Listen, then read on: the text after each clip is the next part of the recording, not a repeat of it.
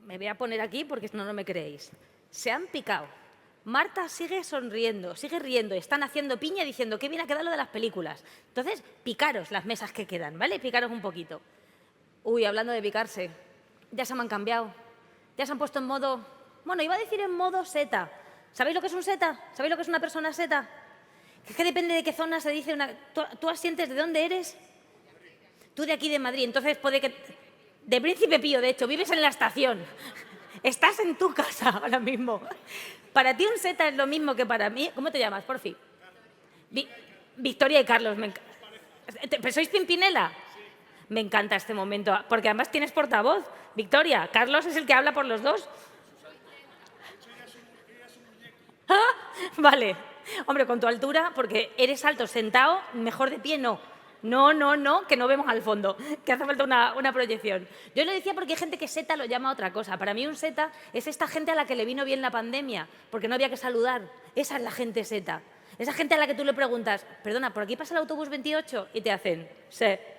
Y tú dices, te ha contestado, ya vale, pero es que ni una mala emoción, ni un nada. O sea, que no les hace falta el contacto. Y lo gordo es que estamos llenos de setas. O sea, en la familia, en el trabajo, en cualquier lado hay un seta. De hecho, ahora mismo, en la penúltima mesa del fondo, que no miréis, hay una persona que está diciendo, creo que tengo aquí al seta del Open de este año. Si es que esto es lo que dice mi vecina rubia, que si no tienes un seta cerca es porque a lo mejor el seta eres tú. Jura, ahí lo dejo. Pero no, esta cara de las chicas son musas, son súper inteligentes y tienen mucha vida. Es una cara neutra, o sea, saben que la siguiente mesa se va a apoyar artísticamente en la Mona Lisa, o sea, en la Gioconda, el cuadro más controvertido o uno de los más controvertidos de la historia. Una cara de ¿no me importas o sí me importas? Depende. Cara de póker. Yo cuando la vi en directo, a mí esa señora lo que me dijo fue, me molestas, pasa a otro cuadro. ¿La habéis visto? Es que tiene una cara que, claro, genera eso. Amor, odio, es el mejor cuadro, qué anodino, va. Pero independientemente de eso, que al final son emociones, lo que tiene es una historia muy real. Y es que la Gioconda, bueno, aparte de que es un cuadro con muchísimo poder, porque solo lo ultra mega conocido no le hace falta un apellido. Gioconda, te vas al cuadro. Madonna, ¿sabes quién es? Javier, sabemos que es Íscar. Estaba bien tirado, ahí un poquillo. No, pero es verdad, al margen de esto, me parece que fue ¿en qué año? Que lo tengo por aquí apuntado. En el 11. En 1911 hubo un trabajador del Louvre que dijo, vamos a ver, que esto es de Italia, me lo llevo. Se llevó la obra a Florencia y claro, no supo guardarla bien, no hizo bien la travesura, le pillaron cuando la estaba intentando vender ahí de malas maneras y bueno, pues tuvo un buen pleito. Y aquí viene lo vuestro, porque dices, a lo mejor si la propiedad de este cuadro se hubiera gestionado bien, nos habíamos ahorrado problemas, porque este señor sigue sin ver el aire, ¿sabes? No está ahí guardadito en una prisión. Entonces, este es el tema vuestro. Ay. Vamos a ver si es posible o si a veces se puede virar el curso de una disputa en la compraventa de empresas, en vuestro caso. Así que recibamos con todo el cariño y el aplauso a Eduard Saura, socio director de Accuracy Spain y todos los demás. Si no, no salen. Ahí está.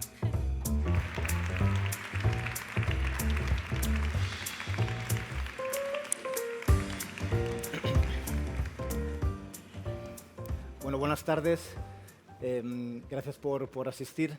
Nos ha tocado la Gioconda y creo que hemos tenido suerte, no solo porque seguramente es la pintura más icónica, más famosa del mundo, con todo el respeto con las demás obras, sino también porque es una obra que tiene una historia que ha empezado a contar Sara y donde hay unas transacciones. La primera transacción fue con la persona que lo comanditó, un comerciante italiano, pero nunca recibió la obra. Fue una primera transacción fallida donde quizás hubo una disputa, no lo sabemos. Luego la compró el rey de Francia, François Ier. No sabemos por qué importe. Algunos dicen que el equivalente de 1 millón de euros de valor actual. No sabemos si Leonardo le dijo que había copias de esa pintura, que había hecho bocetos antes, por tanto no sabemos si había un problema de propiedad intelectual. Lo cierto es que ha habido transacciones alrededor de esta pintura y hoy vamos a hablar de eso. ¿Qué pasa con las transacciones? ¿Qué pasa cuando van mal?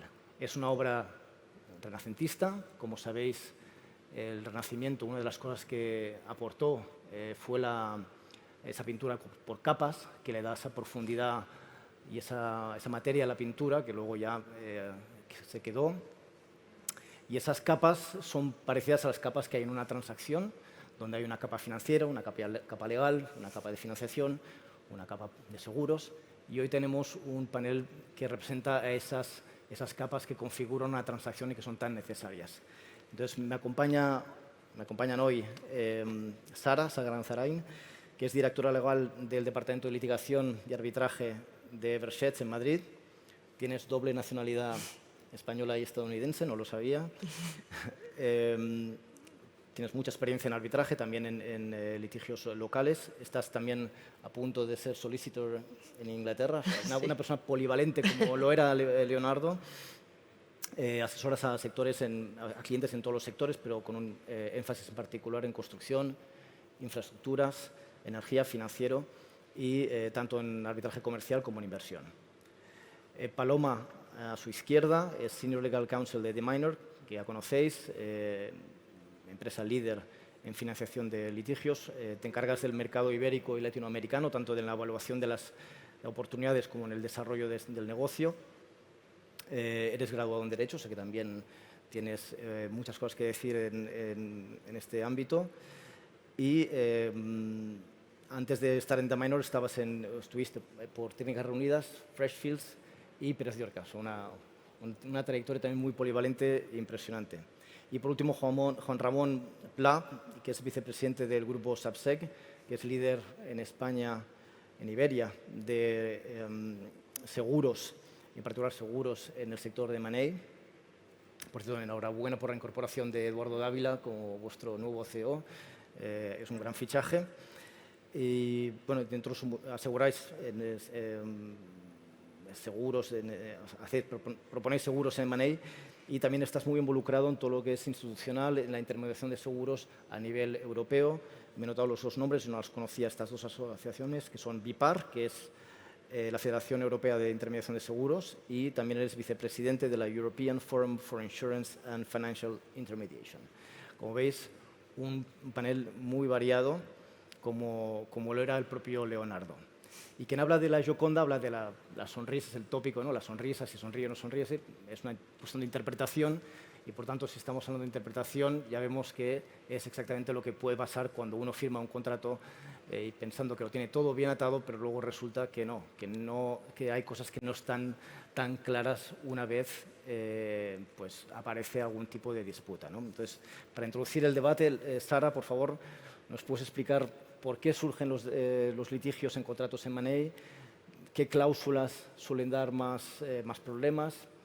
Y si nos planteas un poco el panorama. Bueno, ante todo, debo decir que no hay tanta litigación como nos gustaría a los de arbitraje, pero bueno. Y es curioso porque, a ver, los procesos de M&A son procesos muy complejos en los que, bueno, los SPAs son contratos muy especializados con decenas de cláusulas interrelacionadas entre ellas, con referencias a definiciones que pueden afectar a distintas cuestiones de la operación y que pueden, pues una misma definición quizá no ser igual también aplicable a una cosa u otra.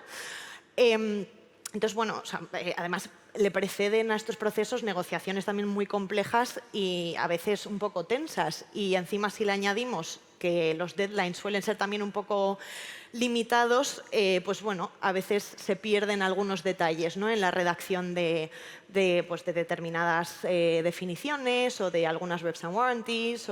Bueno, o sea, al final hay una parte que tiene más fuerza que otra siempre en estas negociaciones. No se refleja lo que uno quiere siempre bien.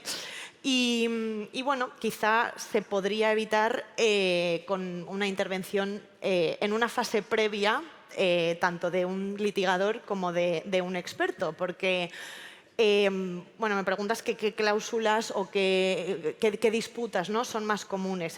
Nosotros vemos mucho, o sea, hay dos ramas, ¿no?, digamos, de disputas más relevantes post-M&A.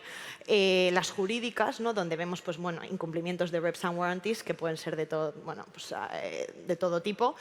Y luego, pues ya las disputas más técnico-contables sobre bueno, pues los ajustes de precio o los famosos earnouts, que sí que dan mucho, mucho problema, ¿no? Sobre todo pues porque no se delimita bien la fórmula o las métricas que hay que aplicar de cara a calcularlo. Entonces, la intervención en un momento temprano, pues eso, de una persona del equipo de litigación o de un experto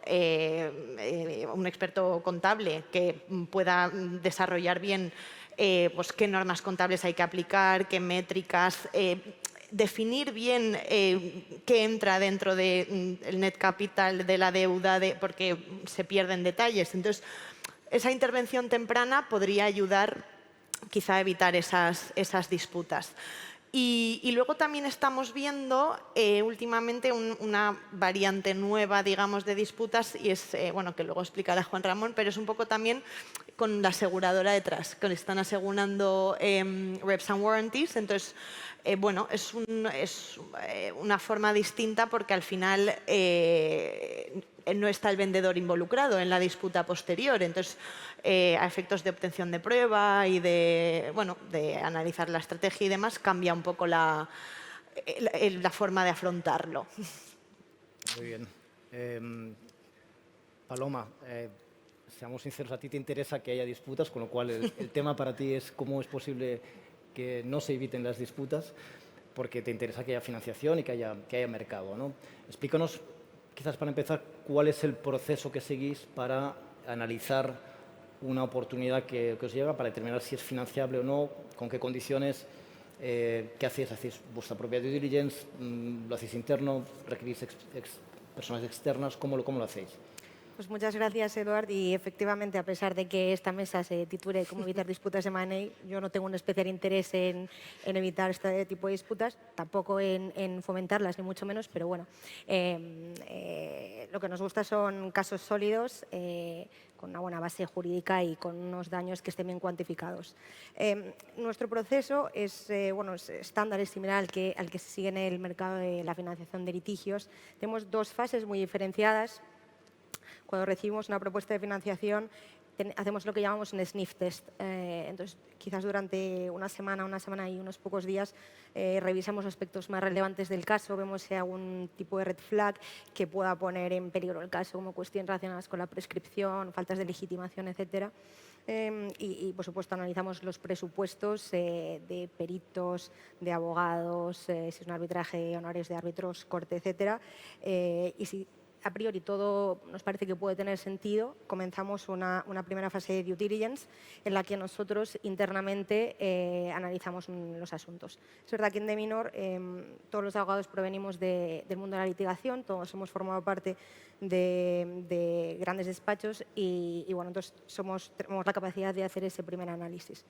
A partir de ahí, pues tenemos unas reuniones internas y si decidimos que el caso pues puede ser un caso interesante para nosotros, comenzamos con la segunda fase de la due diligence en la que ya involucramos a agentes externos. Entonces, aquí lo normal es que pidamos una segunda opinión sobre alguna cuestión en concreto o sobre la visión que pueda tener un abogado externo sobre el caso, y también en muchas ocasiones recurrimos a peritos externos para que nos puedan ayudar a entender un poco mejor la metodología del cálculo de los daños y nos puedan dar su opinión sobre si creen que funciona o no. Una vez tenemos esta información, nosotros redactamos un memorándum para nuestro comité de inversión, tenemos una reunión y se toma una decisión sobre si se aprueba o no se aprueba el caso. Y a partir de ahí pues se empieza a negociar y se firman los contratos de financiación y se hace la transferencia de los fondos, el pago de las facturas pues de manera inmediata. ¿Son los litigios M&A os gustan más que los litigios que no tengan que ver con transacciones? ¿Son más fácilmente entendibles? ¿O os da igual? ¿Están creciendo? ¿Cómo ves este mercado? Pues la verdad que desde que yo me incorporé sí que hemos analizado propuestas de financiación de asuntos M&A. No te diría que tenemos un gran porcentaje de disputas relacionadas con cuestiones de este tipo. Tenemos alguno, pero no es un porcentaje mayoritario. Y no sé realmente cuál es el motivo. Quizás podría ser que bueno, las compañías, los demandantes en este tipo de asuntos quizás pues no han sentido la necesidad financiera de acudir al mecanismo de la financiación de litigios porque no se han visto situaciones de falta de liquidez, aunque yo creo que ahora a través de los abogados, ¿no? Los directores de asesorías jurídicas y los directores financieros ya están empezando a percibir que la financiación de litigios no es solo un mecanismo para partes que se encuentran quizás en una situación financiera más complicada, sino que es un mecanismo que a empresas financieramente solventes les puede ayudar a mitigar riesgos, a encontrar un equilibrio financiero pues más estable o incluso a dedicar los recursos que iban a destinar al pago de los honorarios de abogados, expertos y demás, pues a su core business y a lo que ellos de verdad se dedican y a lo que les da dinero. Entonces, bueno, yo creo que quizás este ha podido ser uno de los motivos, pero es cierto que a día de hoy no representan un gran porcentaje dentro de nuestro portfolio. Y no es que nos gusten más o menos, o sea, esto es un poco lo que hacemos un análisis de disputa a disputa y cada una tiene sus peculiaridades. Quizás este tipo de disputas tienen alguna cuestión interesante, como puede ser que en algunas ocasiones el dinero está depositado en una cuenta escrow, ¿no? Entonces eso sí que nos facilita luego el cobro y nosotros también dentro de nuestra due diligence analizamos la solvencia del demandado y las facilidades de la ejecución. Entonces yo creo que todo esto pues nos ayuda a hacernos una idea de si debemos financiar o no. Muy bien.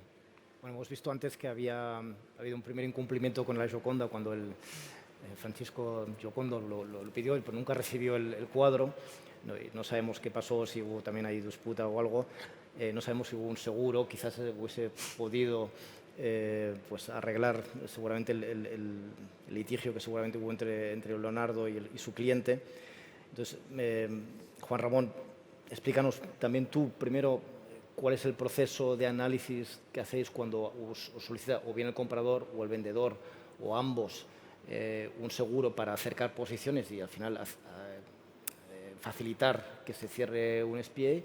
¿Cuál es el proceso interno y cuáles son las cosas que miráis en particular?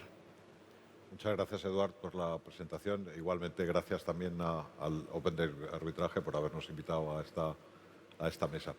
Bueno, en primer término, los seguros de M&A facilitan, sin duda, la posibilidad de la transacción. Cuando hablamos de seguros de M&A, fundamentalmente hablamos de tres tipos diferentes. Los de Reps and Warranties, que cubren las manifestaciones y garantías del contrato del SPA, los seguros de tax y los seguros de contingencias legales, que también pueden ir mezclados, es decir, contratarse a la vez o de manera independiente. No tiene por qué ser uno con otro y depende de la transacción.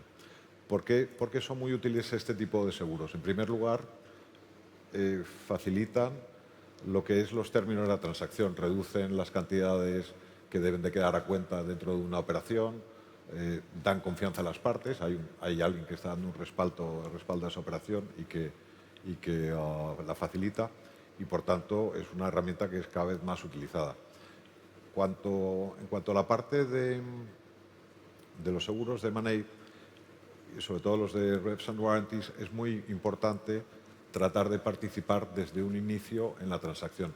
Lo estaba comentando antes Sara, pero es un elemento muy válido porque de alguna manera acompañamos a esa operación, podemos sugerir cláusulas o algunas de las Reps and Warranties, ajustarlas de la mejor manera posible para que queden cubiertas dentro de la póliza y es un punto y una referencia importante. Independientemente de ello, este tipo de seguros se pueden contratar post-deal también, que en ocasiones es lo habitual, pero conviene, como digo yo, si es posible, empezar desde un principio. ¿Cuál es nuestro papel? Nuestro papel como broker, lo comentábamos antes cuando estábamos hablando, es una de las operaciones quizá más divertidas o interesantes. ¿Hay alguien que nos quiere sabotear?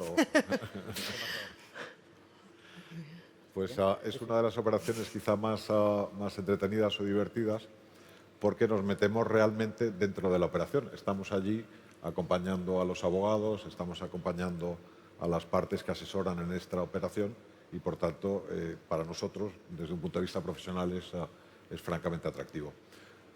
¿Qué recomendaría yo? Primero, establecer qué tipo de seguro nos interesa, Sara lo ha indicado anteriormente, cada vez más los seguros de Money o los seguros de Reps and Warranties cubren tanto al vendedor como al comprador. Y de hecho, en muchos casos, cuando hay procesos competitivos de venta, quien inicialmente contacta con nosotros es el vendedor. Preparamos ya una primera propuesta de póliza de términos para dentro de ello, pero cuando ya la transacción se cierra, se hace un flip over al comprador y se puede cubrir tanto a comprador como a vendedor.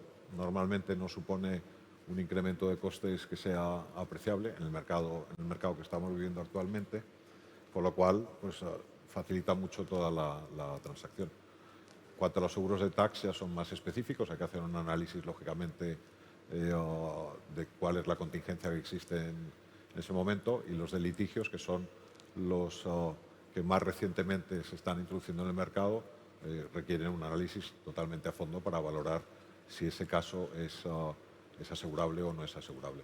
Pero lo que buscamos es crear un espejo, tratar de liberar a las partes, eliminar disputas. También interviene un tercero que de alguna manera interpreta, en caso de una disputa, las cláusulas de ese condicionado, y eso facilita aquellas operaciones, sobre todo cuando hay partes que continúan involucradas dentro de la operación, y quitar roces y elementos. Entonces creo que es una medida que es una buena inversión y facilita mucho la posibilidad de una transacción y elimina los riesgos de disputas futuras.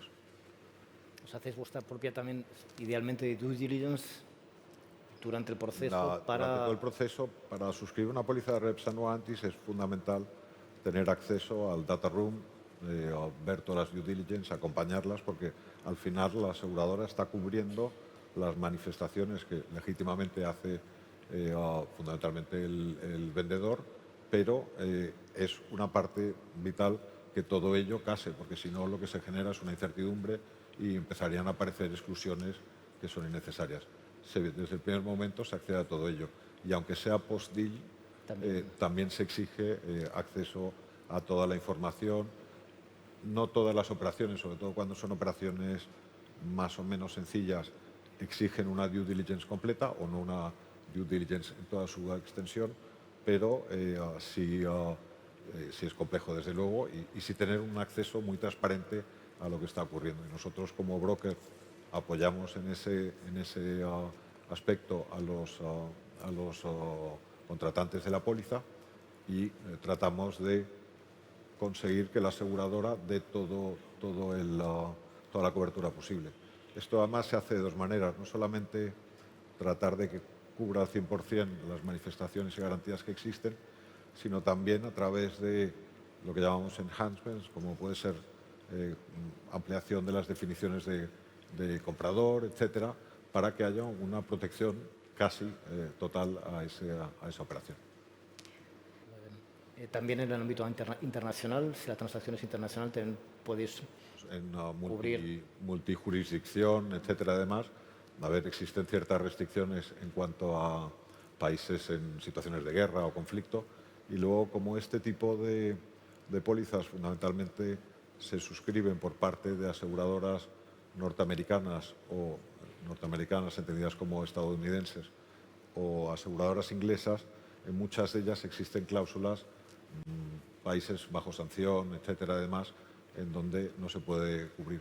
Pero las operaciones, y hemos intervenido en operaciones que afectan a 5, 6, 7 jurisdicciones. Cuando se está realizando la compraventa de una empresa multinacional, pues tienes que verlo en cada uno de los ámbitos, y cada uno requiere un trabajo específico y un trabajo local para poderlo cubrir de manera adecuada.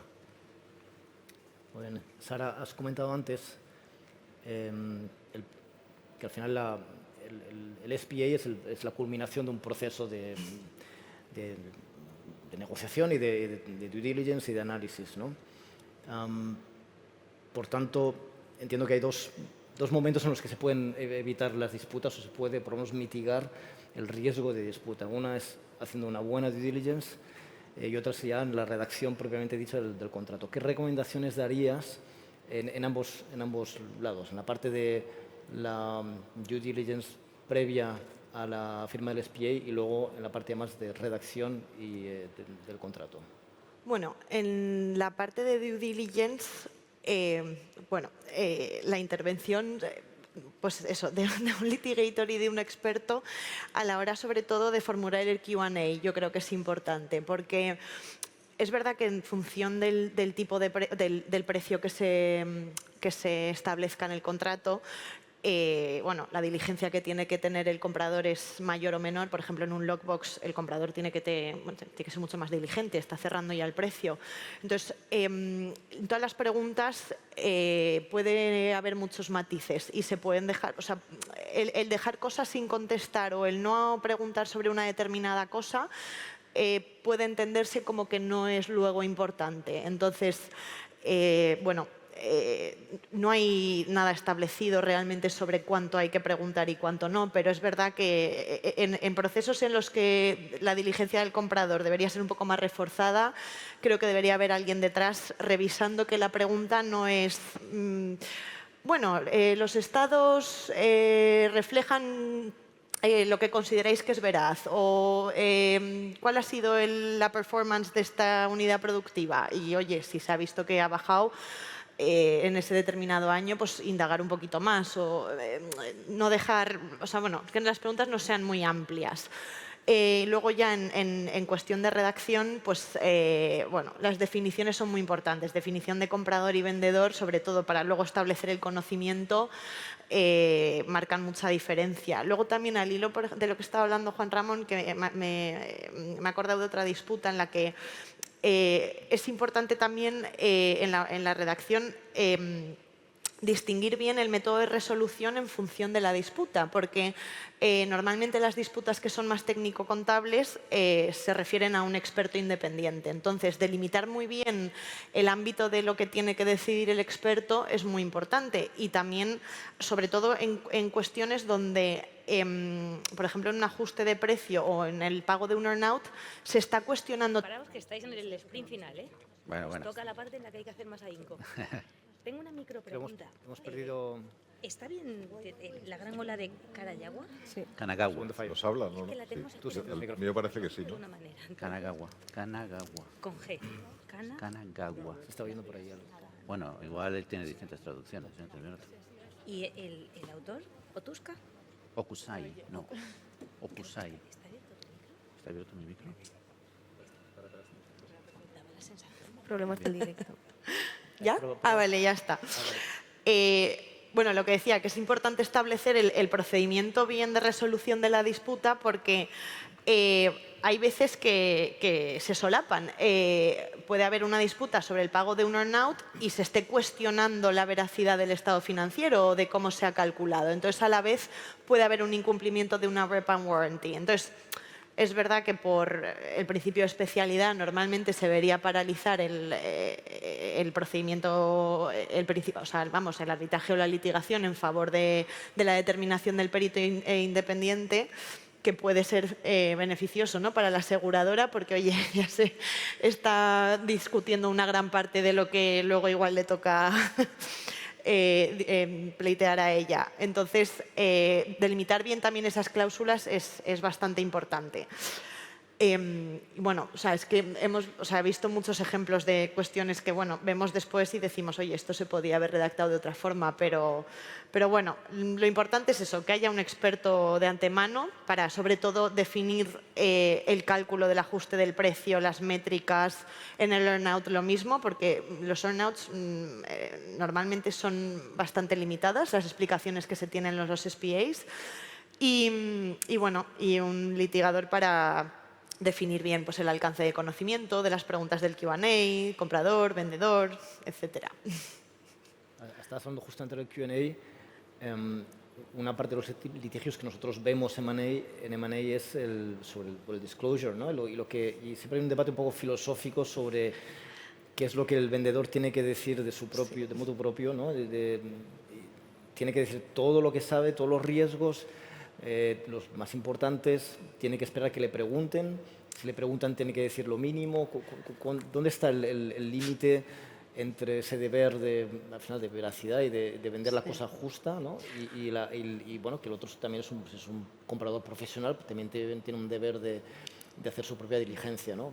¿Cómo ves eso en el Pues despatch? a ver, el límite no sé, está por descubrirse, creo, pero ahí, por ejemplo, es importante, por ejemplo, la redacción de la materialidad, de qué se considera material a la hora de hacer un disclosure o de tu preguntar, ¿no? De lo que es importante. Entonces, pues bueno, te vas a la redacción al final. El límite, pues bueno, al final luego lo va a decidir el juez o el árbitro, pero es difícil a priori establecerlo. Hombre, en función del precio que se pacte, yo creo que sí que, pues, como he dicho antes, creo que el comprador pues, tiene a veces pues, bueno, una obligación de indagar un poquito más y bueno, pues el vendedor pues, hombre, en principio tiene que poner a disposición todo, ¿no?, del comprador, pero, hombre, si tiene que llamar la atención concretamente sobre cuestiones particulares, pues bueno, hay discusión. Hay discusión.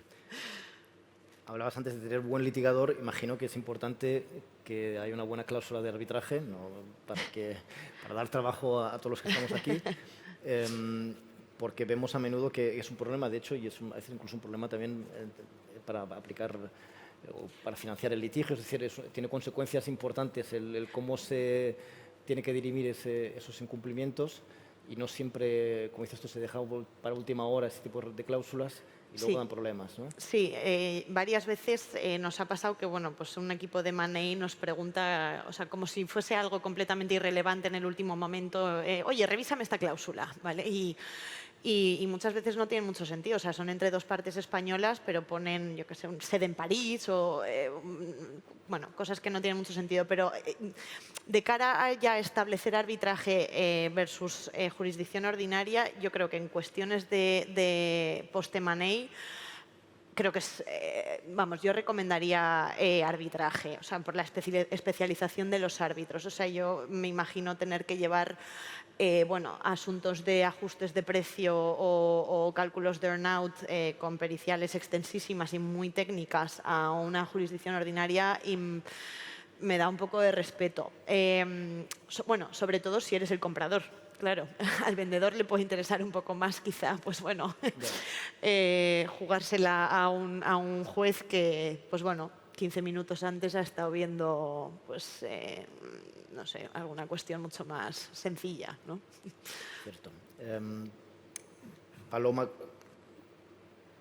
si hay imagino que vosotros, si hay si se inicia un litigio, esperáis para ver si una de las partes está cubierta o si el conjunto está cubierto por el seguro.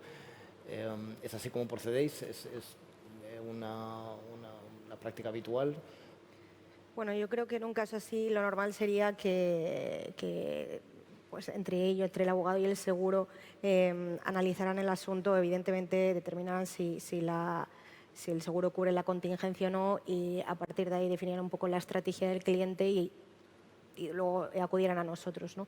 Un poco ya con el caso más estructurado. Nosotros podemos entrar en una fase más preliminar, pero quizás eso es lo que mejor puede funcionar, ¿no? Entonces, una vez el abogado recurre a nosotros con el asunto, ya habiendo visto si la póliza cubre o no la contingencia, pues a partir de ahí nosotros podemos empezar a analizar el asunto también por nuestra parte, hacer nuestro proceso de due diligence y ver si nos podría interesar o no. Por supuesto, también pidiendo presupuestos y analizando los daños, pero yo creo que esa sería la manera de trabajar. Sí, perdón, pero digo, por la parte que me toca, o sea, como decía Paloma, lo primero que solemos hacer es, porque, bueno, como he dicho antes, hay últimamente un nuevo player que es el seguro de las Webs and Warranties. Entonces, lo primero que cuando nos llega una disputa de estas es ver si es un riesgo asegurado, porque en ese caso, la legitimación pasiva puede pasar de la aseguradora al vendedor en función de si hay dolo o no hay dolo, de si está cubierto, de si no. Entonces, sí, o sea, primero se hace ese primer análisis antes de ya... Justamente, Juan Ramón, me comentabas antes que según la configuración del seguro, el seguro, no vosotros que sois el corredor, sino el seguro, podría entonces atacar al vendedor, entiendo, en ese caso, ¿no? Correcto. Las pólizas, aunque como decía antes, cada vez tienen una tendencia a ser más que den cobertura tanto a comprador como a vendedor, pero si es una póliza pura de comprador, evidentemente ante un incumplimiento de una REP de un vendedor, la aseguradora, tras indemnizar al tomador de seguro, al comprador, iría directamente contra el vendedor en medida que haya incumplido esa REP. Un punto que comentaba Sara y que es interesante es que las pólizas actualmente al comprador cubren incluso ante hechos dolosos del propio vendedor. No así, evidentemente, los propios dolosos, entre otras en la legislación española, en principio se interpreta que no se debe de cubrir ningún hecho doloso, no se debe asegurar ningún hecho doloso, pero dado que es otra parte ajena, sí hay cobertura. En caso que, aunque la póliza dé cobertura al vendedor, si se ha producido un hecho doloso, la aseguradora ahí sí tendría el derecho y la acción directa para ir contra el vendedor. Afortunadamente, los hechos dolosos, y quizá mis dos compañeras tienen mucho más experiencia que yo, pero los hechos dolosos no son tan frecuentes, pero bueno, es un aspecto importante a tener en cuenta y también genera una cierta tranquilidad de cara al comprador, decir, bueno, sí, por algún motivo, quizá no por quien está llevando la transacción de venta, pero empleados, terceros, etcétera, que hayan intervenido, se ha cometido un hecho doloso, pues están protegidos frente a ellos y no tienen esa preocupación. Muy bien. Bueno, estamos ya acabando. Me vuelvo a fijar en la Gioconda y recuerdo que Leonardo da Vinci se consideraba una persona muy perfeccionista, como lo son todos los que están aquí presentes, los abogados en particular, cuando intentan redactar el mejor SPA, pero también en la época del Renacimiento, y Leonardo en particular, inventaron el esfumato, ¿no? Esa manera de pintar que, contrariamente a la pintura de la Edad Media, pues eliminaba los contornos precisos y entonces ocurre esa tensión entre lo riguroso y lo científico que era Leonardo con la técnica opuesta, que es la técnica de dejar las cosas un poco difuminadas, que es, como decías, Paloma y Sara, lo que pasa a veces en los contratos, que por las prisas y la fuerza de negociación pues se dejan cosas un poco en el aire que luego acaban en litigio. No sabemos si son evitables, seguramente no, y eso, gracias por suerte para los que os dedicáis a la financiación y a las disputas, pero sí son mitigables y también se pueden cubrir por lo menos una parte del riesgo con seguros. Con esto acabamos. Muchas gracias a los tres, muy interesante y nada más, un aplauso fuerte para ellos. Muchas gracias, Eduardo. Sí, Gracias, señor. Eduardo. Sonriendo, que gerundio. Os estaba escuchando. Tema compras. Claro, yo me lo llevo a lo mío. Digo, esto es como lo de los pisos. Cuando te ponen ideal para parejas, normal, porque no cabe nada más. Pues yo me desconfiaría de una empresa que vende que ponga se vende porque se necesitan clientes. Mejor hay que modificar un poquillo el lenguaje, así que he tomado nota. Sara, tocaya, cada vez que te escucho decir M&A, me suena a los M&M's. No tengo chocolate, pero tengo chuches. Aplauso grande, por favor. Vámonos. Vamos, familia. Nos tenemos que ir.